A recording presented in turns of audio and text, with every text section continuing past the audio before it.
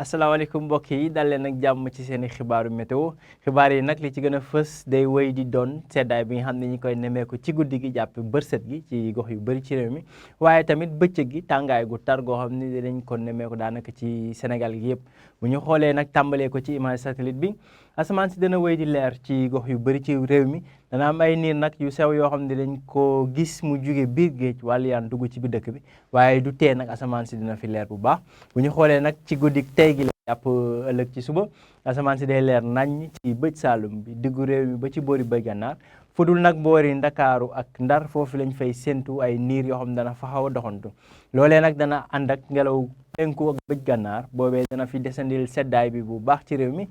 di yaakaar fukki degré juróom benn ca boori Kolda fukki degré juróom ñett jàpp fukki degré juróom ñeent diggante bëj saalum bi maanaam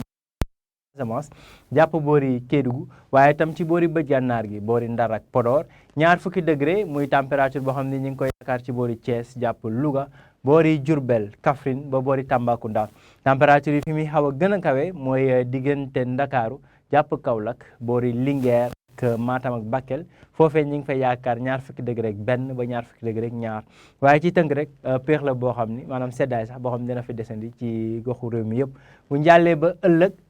daanaka jant bi dina wéy di fës bu baax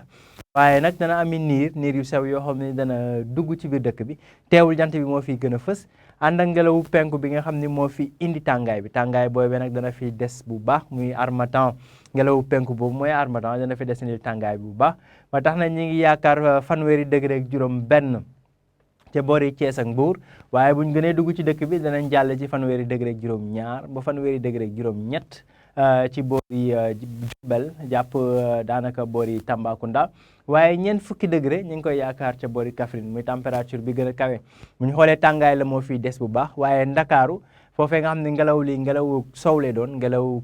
géej boobee nag température yi dana fa xaw a dal ba tax na ñu ngi yaakaar ñaar fukki degré ak juróom ñeent ca boori Ndakaaru mbokk yi ci tënk rek température yi dana wéy di kawe ngelaw harmattan bi dana ko fi desandil dana tàng bu baax ci biir dëkk bi rawatina diggu dëkk bi jàpp boori penku ak boori bëj saalum waaye nag bu nemee ba ci guddi gi jàpp bërset bi dana gën a féex daanaka sax seddaay la ñuy nemee ko ci yenn gox yi lii moo doon xibaar yi mbokk yi jox leen dig daje ba ëllëg ci yeneen xibaaru météo jërë ngeen jëf